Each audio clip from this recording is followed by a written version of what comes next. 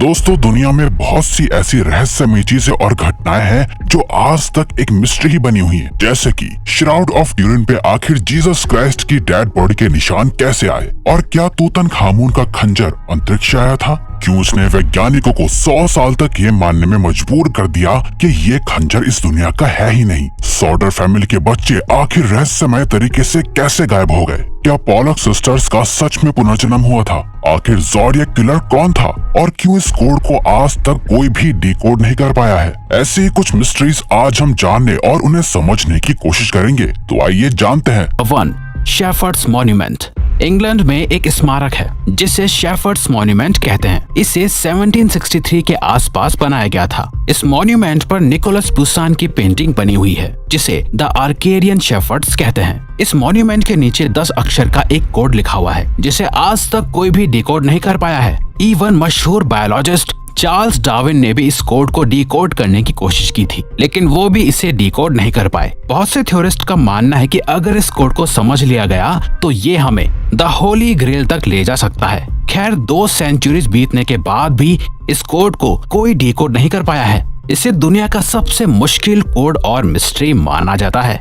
Number 2, the zodiac killer. Zodiac killer की mystery असल में 20 दिसंबर 1968 में शुरू हुई थी। 20 दिसंबर 1968 से लेकर 11 अक्टूबर 1969 तक सैन फ्रांसिस्को एरिया में लगभग 5 लोगों का मर्डर हुआ था। दिलचस्प बात यह है कि इन सभी मर्डर्स को एक तरह से किया था। सबसे पहला मर्डर 2 टीनेजर्स का हुआ था जिन्हें उनकी कार के अंदर गोली मार दी गई थी। दूसरा मर्डर 4 जुलाई 1969 को डार्लिन फेरिन और माइक मचेव का हुआ था, लेकिन माइक इस अटैक से बच गए थे। जिसके बाद एक आदमी ने पुलिस को कॉल करके दोनों मर्डर्स की रिस्पॉन्सिबिलिटी ली। जिसके बाद 1 अगस्त को किलर ने अलग अलग न्यूज़पेपर्स को लेटर भेजकर मर्डर्स की रिस्पॉन्सिबिलिटी ली और इस खबर को पेपर में छापने की डिमांड की।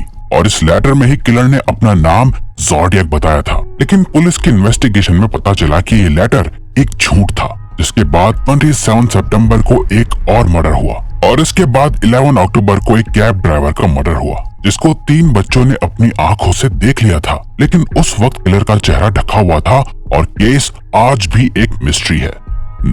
नंबर 3, तूतनखामुन का खंजर। फेरोन्स एंशिएंट इजिप्ट के राजाओं को कहा जाता था और तूतनखामुन फेरोन्स डायनेस्टी का आखिरी राजा था जिसे किंग तूत के नाम से भी जाना जाता है।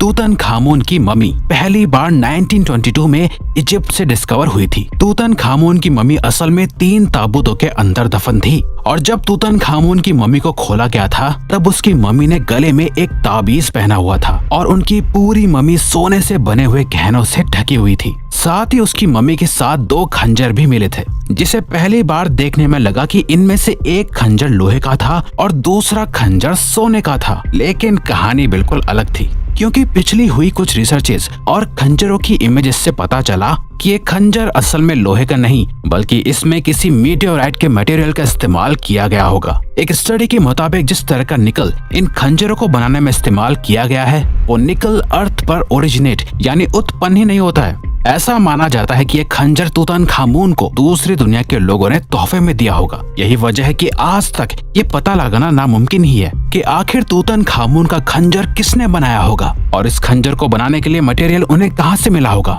ऐसा भी हो सकता है कि उस वक्त कोई मीटियोर अर्थ पर गिरा हो जिससे इस खंजर को बनाया गया होगा, या उस वक्त भी लोग स्पेस में जाते हो। कुछ भी साफ नहीं कहा जा सकता, इसीलिए ये खंजर आज भी एक मिस्ट्री बना हुआ है।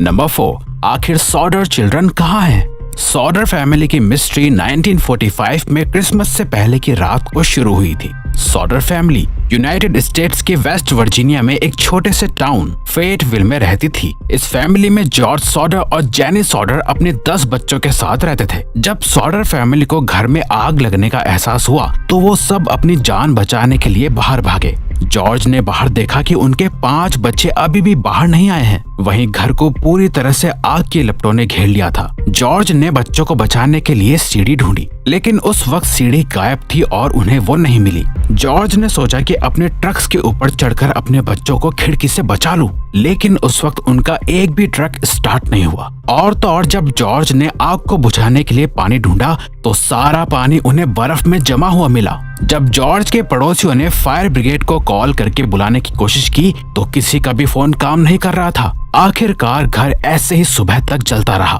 25 दिसंबर की सुबह जब पुलिस सॉडर फैमिली के घर पहुंची तो वहां जॉर्ज के 5 बच्चे या उनकी बॉडीज और लाश नहीं थी। पुलिस ने अपनी इन्वेस्टिगेशन में पाया कि उस एरिया की सभी टेलीफोन लाइंस कटी हुई थी। जेनी यानी बच्चों की मां से पूछताछ करने पर पता चला कि रात को आग लगने से ठीक 1 घंटे पहले किसी ने उनके घर पर फोन किया था, लेकिन जेनी ने उस वक्त उन सब चीजों पर ध्यान नहीं दिया था। और इन्वेस्टिगेशन होने पर पता चला कि एक अनजान आदमी को बहुत दिनों से जॉर्ज के घर के बाहर देखा जा रहा था, लेकिन उस आदमी और सॉडर फैमिली के बच्चों का आज तक कुछ पता नहीं चला है। सॉडर फैमिली ने अपने बच्चों को ढूंढने के लिए हर कोशिश की, लेकिन वो हमेशा नाकामयाब ही हुए। पता नहीं आखिर वो बच्चे कहाँ गायब हो गए थे, और क्या उस अनजान आदमी का इससे कुछ लेना देना भी था या वो सिर्फ एक कोइंसिडेंस था? ये आज भी एक मिस्ट्री है। Number 5, the shroud of Turin. दोस्तों, श्राउड ऑफ ट्यूरिन एक 14 फुट लंबा लिनन का कपड़ा है, लेकिन इस कपड़े में कुछ खास है जो आज भी एक मिस्ट्री बना हुआ है। दरअसल इस 14 फुट लंबे कपड़े पर एक आदमी का प्रिंट बना हुआ है, जिसके बारे में कहा जाता है कि ये प्रिंट जीसस क्राइस्ट यानी यीशु मसीह का है, क्योंकि इस कपड़े पर बने हुए प्रिंट पर ठीक वैसे ही बॉडी और घाव के निशान हैं जैसे यीशु मसीह की डेथ से पहले उनके शरीर पर लगे हुए थे। ये कहा जाता है कि जब यीशु मसीह की डेथ हुई थी तो उन्हें इसी कपड़े में लगाया गया था, तभी से ये निशान इस कपड़े पर मौजूद हैं। इस कपड़े को पहली बार 1354 में एक मशहूर योद्धा जोफ्रॉय द चार्नी के पास देखा गया था, जिसके बाद इस कपड़े को 1578 में ट्यूरिन के कैथेड्रल चर्च में रखा गया था, और तभी से इसे श्राउड ऑफ ट्यूरिन कहते हैं। वैसे इस कपड़े को लेकर बहुत सी कहानियां हैं, जिसमें से एक ये है कि जब रोमन्स ने जीसस को क्रूसीफाई किया था, तब जीसस की डेथ के बाद उन्हें पूरे रीति रिवाजों के साथ एक लिनन के कपड़े में लपेटकर दफना दिया गया था। लेकिन इस घटना की सबसे हैरानी की बात ये थी कि जीसस को दफनाने के 3 दिन बाद जब मकबरे का निरीक्षण किया गया तो उनकी बॉडी वहाँ नहीं थी। वहाँ पर वो सिर्फ लिनन का कपड़ा मौजूद था जिसमें जीसस को लपेटा गया था। इसीलिए ऐसा माना जाता है कि ये श्राउड ऑफ ट्यूरिन वही लिनन का कपड़ा है जिसमें जीसस को लपेटा गया था।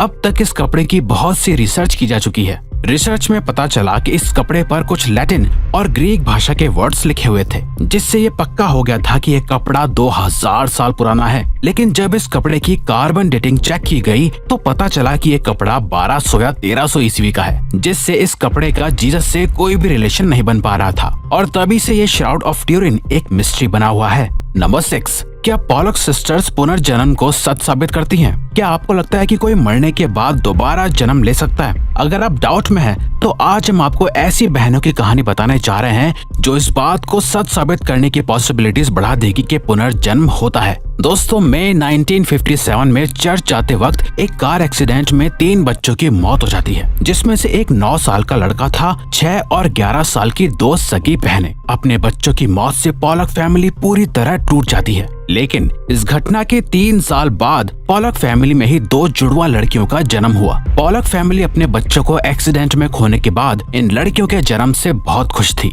लेकिन जब ये लड़कियां 4 साल की हुई तो वो अपनी 4-5 साल पुरानी बातें याद करने लगी जो पॉलक फैमिली की उन 2 मरी हुई बेटियों को पता थी। वो उस स्कूल की बातें कर रही थी जहाँ वो कभी गई ही नहीं, लेकिन जिसमें उनकी मरी हुई बेटियां जाया करती थी। इसके अलावा उन दोनों जुड़वा बहनों को कार और रोड से बहुत डर लगता था। जब पॉलक फैमिली ने इन लड़कियों को अपनी मरी हुई बेटियों के खिलौने दिए तो वो जुड़वा बहनें इन खिलौनों से ठीक वैसे ही खेल रही थी जैसे उनकी मरी हुई बेटियां खेला करती थी। और ये शक यकीन में तब बदला जब उनकी एक बेटी ने अपनी दूसरी बहन के गोद में सिर रखा हुआ था और दूसरी बहन बोल रही थी कि देखो तुम्हारी आंख से खून आ रहा है और यही तुम्हारा कार से एक्सीडेंट हुआ है। इसके बाद पॉलक फैमिली को भरोसा हो गया था कि ये उनकी मरी हुई बेटियां ही हैं जिनका पुनर्जन्म हुआ है। पुनर्जन्म की ये घटना वाकई किसी मिस्ट्री से कम नहीं है, क्योंकि इन लड़कियों का जन्म उसी घर और उन्हीं माता पिता से हुआ था। तो दोस्तों, ये थी कुछ अनसॉल्व मिस्ट्रीज। अब अगर आपको ये वीडियो अच्छी लगी और आप आगे भी ऐसे ही अमेजिंग वीडियोस देखना चाहते हैं तो प्लीज हमारे चैनल को सब्सक्राइब और ऑल नोटिफिकेशन बेल को ऑन कर दो, ताकि हमारी फ्यूचर वीडियो का नोटिफिकेशन सबसे पहले आपके पास आए। So till then, keep learning, keep growing. तो दोस्तों, ये थी कुछ अनसॉल्व मिस्ट्रीज। अब अगर आपको ये वीडियो अच्छी लगी और आप आगे भी ऐसे ही अमेजिंग वीडियोस देखना चाहते हैं तो प्लीज हमारे चैनल को सब्सक्राइब और ऑल नोटिफिकेशन बेल को ऑन कर दो, ताकि हमारी फ्यूचर वीडियो का नोटिफिकेशन सबसे पहले आपके पास आए। So till then, keep learning, keep growing.